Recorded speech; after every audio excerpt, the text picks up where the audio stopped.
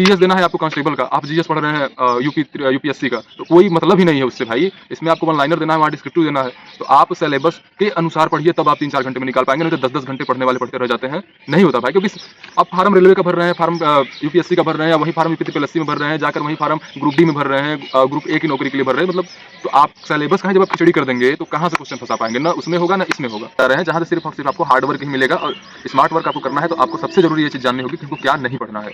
तो इसी के लिए आप मैं जिस टीचर को सजेस्ट करता हूँ उसके पास तक आप पहुंचते रहिए। यकीन मानिए आप 90 क्वेश्चन से 120-25 क्वेश्चन तक आसानी से पहुंच जाएंगे। जैन साथियों, क्या आप भी उत्तर प्रदेश पुलिस 19,200 वैकेंसी की तैयारी कर रहे हैं, जो 2025 में नोटिफिकेशन जारी हुआ है, और हो सकता है कि अप्रैल लास्ट होते होते इस महीने के इसके फॉर्म फिलअप होना शुरू हो जाए, लेकिन आप एक कॉलेज स्टूडेंट है, जैसे बीए, बीएससी, बीकॉम, एमकॉम या कोई किसी अन्य कोर्स में दाखिला लेकर पढ़ाई अपना कर रहे हैं, पॉलिटेक्निक, बीटेक या फिर कुछ भी, अगर आप चाहते हैं इस भर्ती को क्रैक करना और आपके पास समय नहीं बच पा रहा है, या फिर आप किसी अन्य भर्तियों की तैयारी कर रहे हैं, जैसे कुछ छात्र ऐसे होते हैं जो स्टेट पीसीएस की तैयारी करते रहते हैं, लेकिन चाहते हैं कि कहीं मेरा शुरू में सिलेक्शन हो जाए, फिर मैं इसको देखूंगा, तो आपके लिए वीडियो काफ़ी इन्फॉर्मेटिव होने वाला है। क्योंकि आप अमूमन किसी भी चैनल पे जाएंगे और आपको वहाँ पे बताया जाएगा कि 10 घंटे 12 घंटे पढ़ने पड़ते हैं एक मामूली से कांस्टेबल की नौकरी के लिए।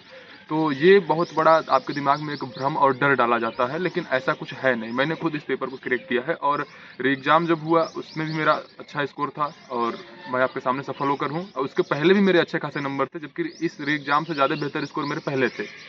तो आप भी कैसे किस तरीके से पढ़ाई करके 3 से 4 घंटे या 2 से 3 घंटे ही स्मार्ट वर्क करके 8 से 10 घंटे पढ़ने वाले को ओवरटेक कर सकते हैं इस कंपटीशन की दुनिया में। Competition is all about smart work. Hard work तो यहाँ हर एक बंदा कर रहा है, लेकिन हार्ड वर्क रिटन एग्जाम के लिए है, जहाँ पे आपको डिस्क्रिप्टिव लिखना है, लेकिन यहाँ पे आपको तो ऑब्जेक्टिव में टिक करना है ना। तो आप थोड़ा सा स्मार्टनेस लगाएंगे तो आप यहाँ पे इस एग्जाम को आसानी से क्रैक कर सकते हैं। लेकिन हाँ मेरे दोस्त, 2 से 3 घंटे, 3 घंटे, 3.5 घंटे आपको ईमानदारी से रेगुलर पढ़ना होगा, क्योंकि आप 8 से 10 घंटे वाले को बीट करने जा रहे हैं। तो आइए थोड़ा सा जान लेते हैं कि कैसे अपने जॉब प्रोफेशन या किसी जॉब में आप ऑलरेडी प्राइवेट जॉब में लगे हुए हैं, वहाँ से 2-3 घंटे निकाल कर, या फिर आप कहीं भी ऑलरेडी सेलेक्टेड हैं, मतलब किसी जॉब की तैयारी कर रहे हैं, और वहाँ से इस भर्ती के लिए 2-3 घंटे निकाल कर कैसे आप इसको आसानी से क्रैक कर सकते हैं।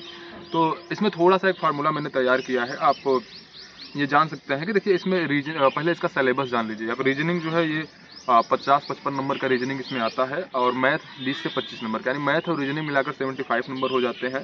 हिंदी 37 से 38 नंबर का, और जीएस भी 37 से 38 नंबर का। तो इसको आपको डिवाइड करना होगा कि हम किस तरीके से स्कोर अपना पाएँ, कौन कौन से सब्जेक्ट में क्या करें। तो उससे पहले आपको क्या करना है कि पहले आपको जाकर आज मॉक लगाना है, मॉक टेस्ट या प्रीवियस ईयर क्वेश्चन पेपर।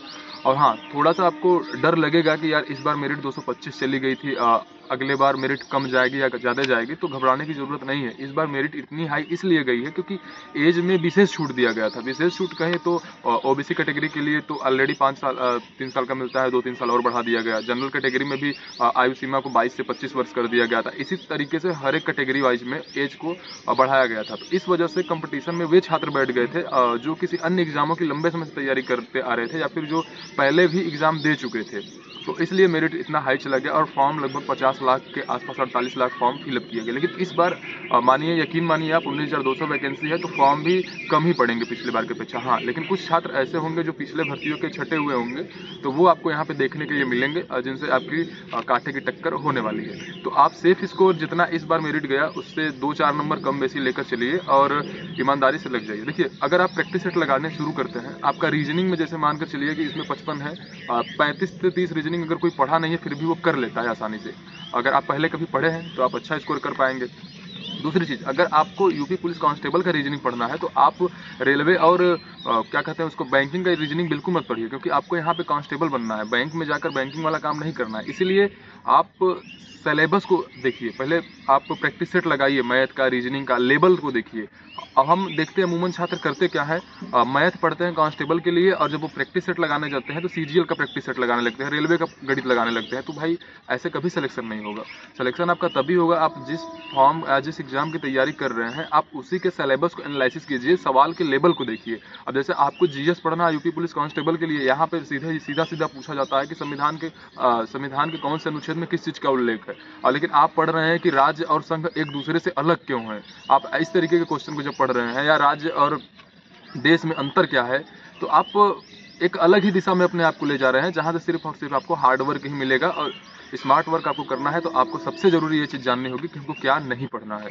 तो इसी के लिए मैं बताऊंगा कि आप पहले प्रीवियस ईयर क्वेश्चन पेपर को एनालिसिस कीजिए और धीरे धीरे करके आप 3 4 5 दिन में पहले प्रैक्टिस सेट लगाइए। उसके बाद जहां आपको लगता है कि नहीं मेरा रीजनिंग में ये चैप्टर कमजोर है, ये टॉपिक कमजोर है, उसको यूट्यूब पे सर्च कीजिए, आसानी से देख लीजिए। हाँ, रीजनिंग के लिए मैं आपको एक टीचर सजेस्ट कर सकता हूँ, लेकिन हाँ उनका सिर्फ एक ही प्ले लिस्ट आप खोलिएगा। पीयूष वार्ष्णेय सर जो कैरियर विल के हैं, उनका आप सिर्फ और सिर्फ प्ले लिस्ट खोलिए। उसमें उन्होंने यूपी पुलिस कांस्टेबल के लिए PYQ करा रखे हैं या फिर प्रैक्टिस क्वेश्चन पेपर। उनके दूसरे वाले पे मत चले जाइएगा कि जिसमें वो रेलवे के पढ़ाए हो या बैंकिंग के पढ़ाए हो, क्योंकि रेलवे बैंकिंग के रीजनिंग काफ़ी अलग होते हैं यूपी पुलिस कांस्टेबल के रीजनिंग से। इसी तरीके से मैथ आप कभी भी एनालिसिस करिए, मैं आपको मैथ की भी टीचर बताऊंगा सजेस्ट करके। आप फिलहाल आदित्य रंजन सर का आप देख सकते हैं, क्योंकि वहाँ पे उन्होंने 15 से 20 क्लासेस में ही बहुत आसानी से यूपी पुलिस के मैथ को कवर कर दिया है। इसके बाद आपका आता है जीएस का टॉपिक। तो जीएस देखिए आप अमूमन कहीं से भी पढ़ सकते हैं, क्योंकि जीएस का बहुत बड़ा भंडार होता है। तो मैं आपको सजेस्ट करूंगा कि अगर आपके पास समय की कमी है तो आप मैथ और रीजनिंग को बूस्ट कर सकते हैं और जीएस को 20 मार्क्स तक ही रखिए। क्योंकि अमूमन देखिए मेरे पास भी एग्रीकल्चर की मैं पढ़ाई कर रहा था, तो मेरे पास भी पढ़ने के लिए 3 से 4 घंटे ही बचते थे। और अमूमन ये मैंने 1 डेढ़ महीने ही मुश्किल से पढ़ाई किया था। तो मेरे जो स्कोर थे, मेरे भी स्कोर बहुत ज़्यादा बेहतर नहीं थे, लेकिन फिर भी स्मार्ट वर्क करके मैंने अपने स्कोर को बनाए रखा। मेरे स्कोर जो थे मैथ और रीजनिंग में मिलाकर 60 नंबर के लगभग बन रहे थे। जीएस मेरे 14 से 16 ही सही थे और हिंदी मेरे 30 सही थे। हिंदी एक ऐसा विषय है जिस पर कोई भी कमांड कर सकता है। अगर आपको हिंदी आता है तो ठीक है, प्रैक्टिस सेट लगाइए। अगर फंस रहे हैं हिंदी ग्रामर में तो एक नवीन शर्मा सर की एक लगभग 8 से 10 घंटे की मैराथन क्लास यूपीएसआई के लिए पढ़ाए थे वो 2020-21 में। वो पुरानी क्लास आप एक बार देखिए, उसके बाद आपको हिंदी में कॉन्फिडेंस आ जाएगा। उसके बाद आप जिस टीचर से चाहें एक एक टॉपिक निकाल कर पढ़ सकते हैं। तो आप ऐसा डिवाइड कर सकते हैं कि हफ्ते में, मतलब आप ऐसा कर लीजिए कि रीजनिंग आपको डेली प्रैक्टिस सेट लगाना है। रीजनिंग अगर आप 50 क्वेश्चन लगाएंगे 30 से 40 मिनट में लगाकर खत्म कर देंगे। इसके बाद फिर आपको 1 घंटे जीएस को देना है, आधे घंटे हिंदी को देना है, बस।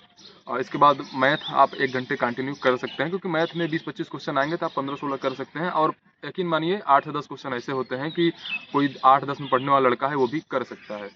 तो देखिए आप स्कोर बहुत ज़्यादा लेकर मत चलिए। फिलहाल अगर आप आज टेस्ट देते हैं, आपके 80 से 90 नंबर भी आ रहे हैं, तो यकीन मानिए आप 1 डेढ़ महीने बस गाइडेंस की मेरी वीडियो देखते रहिए, या फिर मैं जिस टीचर को सजेस्ट करता हूं उसके पास तक आप पहुंचते रहिए।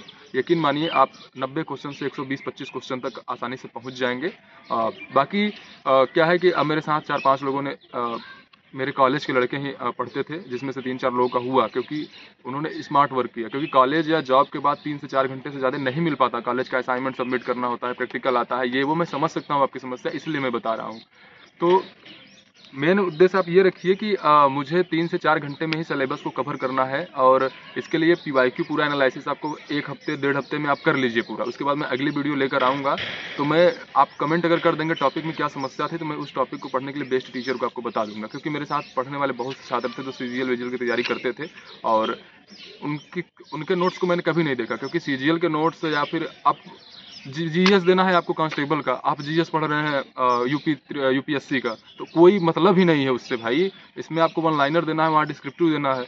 तो आप सिलेबस के अनुसार पढ़िए, तब आप 3-4 घंटे में निकाल पाएंगे। नहीं तो 10-10 घंटे पढ़ने वाले पढ़ते रह जाते हैं, नहीं होता भाई। क्योंकि आप फार्म रेलवे का भर रहे हैं, फार्म यूपीएससी का भर रहे हैं, या वही फार्म यूपी SSC में भर रहे हैं, जाकर वही फार्म ग्रुप डी में भर रहे हैं, ग्रुप ए की नौकरी के लिए भर रहे हैं। मतलब तो आप सिलेबस कहाँ, जब आप खिचड़ी कर देंगे तो कहाँ से क्वेश्चन फंसा पाएंगे, ना उसमें होगा ना इसमें होगा।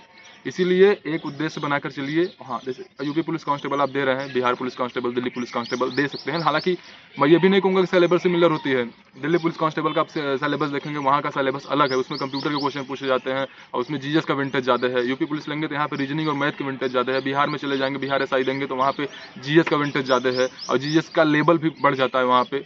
तो उस तरीके से आप जो एग्ज़ाम दे रहे हैं उसका पहले सिलेबस पढ़िए, उसके बाद एनालिसिस कीजिए कि आपको कौन से चैप्टर में दिक्कत हो रही है। उस चैप्टर को आप बाकायदा एनालिसिस कीजिए। फिर अगर दिक्कत हो रही हो तो उसको यूट्यूब पे सर्च कीजिए। अगर नहीं समझ में आ रहा है किस टीचर से पढ़े तो यहाँ पे आकर कमेंट कीजिए। मेरा टेलीग्राम का लिंक भी पिन है इसमें, आप टेलीग्राम पे जाकर मुझे मैसेज कीजिए। यकीन मानिए आपको बेस्ट से बेस्ट कंटेंट दूंगा, क्योंकि ऐसा ही नहीं मैं बता रहा हूँ कि मैं मात्र 90 से 100 घंटे ही पढ़ा हूँ अपने इस जॉब के लिए, और मैं 2 बार पढ़ा हूँ और 90 से 100 घंटे करके, और मैं दोनों बार अच्छा स्कोर करके आया था। तो यही है आज का ये वीडियो। अगर आपको नहीं विश्वास होगा तो मैं अपने साथियों से आपको मिलवा दूंगा जिन्होंने अच्छा स्कोर किया है कॉलेज पढ़ते हुए और इस भर्ती में सेलेक्टेड है। तो यही मोटिव है कि सेलेक्टेड हैं, आपको भी सिलेक्शन के करीब लेकर जाएंगे और करीब क्या, आपको भी सिलेक्शन दिलवाएंगे 19,200 में। तो चैनल को सब्सक्राइब करके साथ में जुड़े रहिए। यकीन मानिए 2025 जाते जाते ये पेपर होते होते आप 120, 125, 130 क्वेश्चन तक आसानी से करके एक अच्छा स्कोर करेंगे, जिसमें आपको अच्छा नंबर लेने के लिए मिलेगा और आप एक अच्छा पोस्ट पा जाएंगे यूपी कांस्टेबल में। तो यही भी आज की वीडियो यहीं पे खत्म करते हैं। तब तक के लिए बाय बाय, जय हिंद।